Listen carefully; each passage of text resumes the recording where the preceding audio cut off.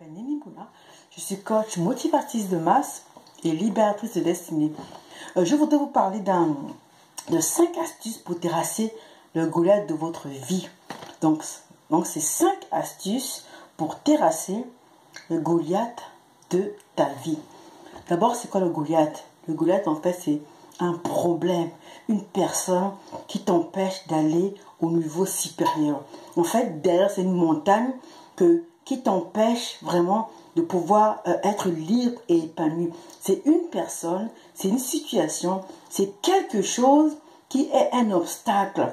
En fait, il y a une parole de Dieu qui a été dite sur ta vie et cette chose, cette personne t'empêche vraiment de pouvoir bénéficier de cette bénédiction ou bien d'accomplir simplement le but pour lequel Dieu t'a créé. Donc en fait, donc les 5 astuces, c'est quoi? C'est d'abord connaître ton Dieu.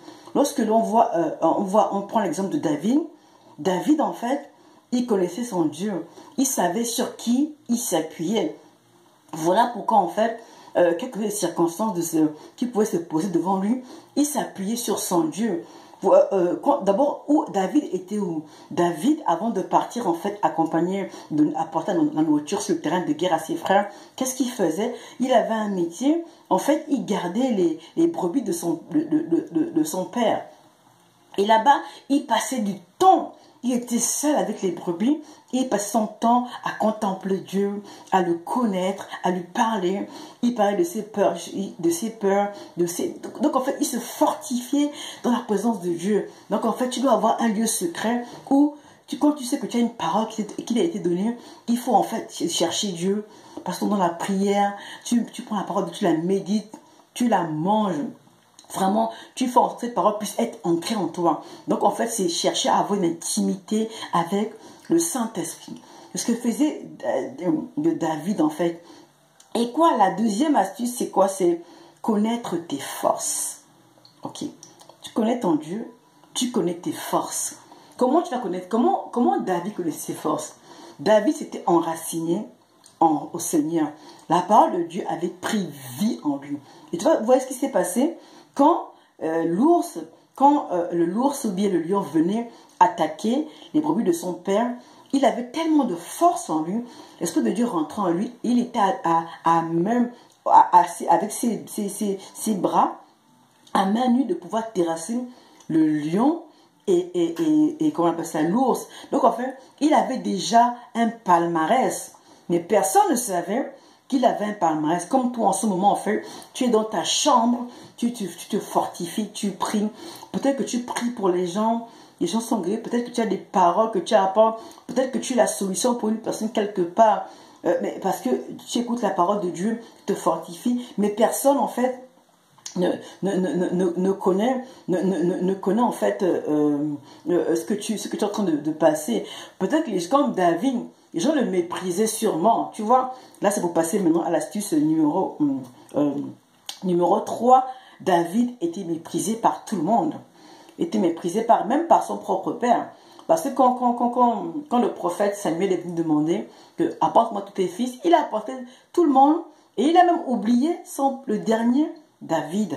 Tu vois, donc il était déconsidéré. C'est sûrement ton cas. On te méprise et tout. Tu es là, oh ben celle-là, de toute façon, celui-là, rien de bon ne sortira de lui en fait. Mais toi, n'écoute pas ce qu'ils disent. Parce que, voilà ce qui s'est passé. Toi, cherche seulement à faire la volonté de Dieu. Cherche seulement à être là où Dieu veut que tu sois. Hein? David était dans les champs. Et dans les champs, on est venu le chercher pour loin de roi. Bon, ça, c'est autre chose. On en parlera un peu plus. Juste pour dire que il faut que tu sois quand même, quel que soit le mépris que les gens apportent, vont te montrer. Ne te fie pas, ne te repose pas sur ce que les gens vont dire.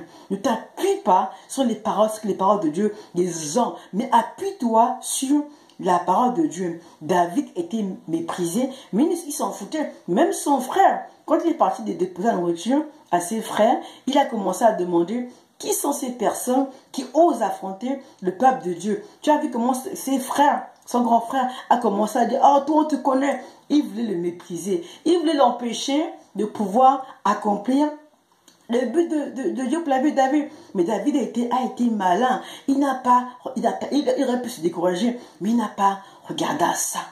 Il n'a pas regardé à ça. Et ça nous amène encore au quatrième point, la peur.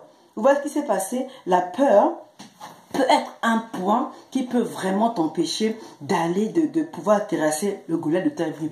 Vous voyez, quand David est parti au combat, l'armée d'Israël était là pendant peut-être plus de 3 semaines, mais chaque jour, les Philistins, Goliath, venaient là affronter, en fait, à chaque fois, il leur communiquait des paroles de peur. Il mettait Goliath devant, quand Goliath était très grand, on le mettait devant et il intimidait l'armée d'Israël. Et à chaque jour, ces paroles, il faut savoir fermer tes oreilles. Quand tu as une promesse de Dieu, travaille-y, fais confiance en Dieu et ferme tes oreilles. Parce que la peur, c'est quand tu commences à prêter attention à ce que les gens disent sur toi, à ce qui se passe à l'atmosphère autour de toi. David n'a pas regardé l'atmosphère, il a regardé à Dieu. Il n'a pas écouté.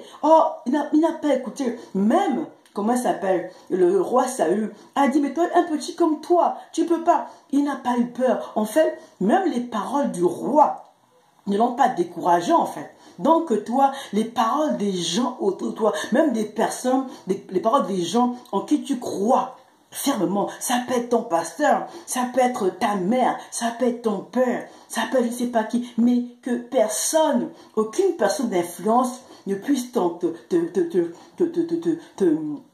freiner, ne puisse te faire peur. Des fois, ils te donnent des conseils parce qu'ils tiennent à toi. Ils ont peut-être peur que tu puisses te faire du mal. Mais non, il faut savoir qui tu sers. Et la voix qui te dit, vas-y, fais des pas de foi, avance, suis-là. Et le 5e point, c'est affronter le Goliath de ta vie.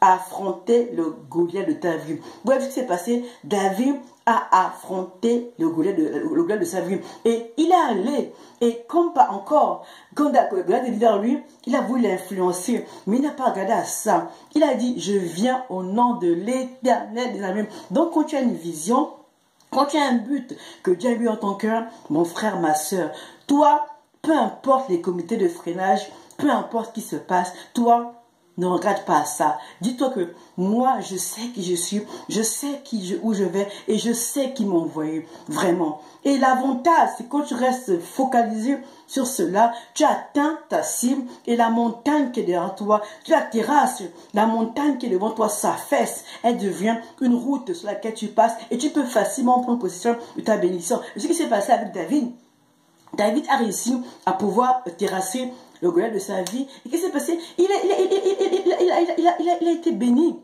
Il a été béni. Vous avez vu?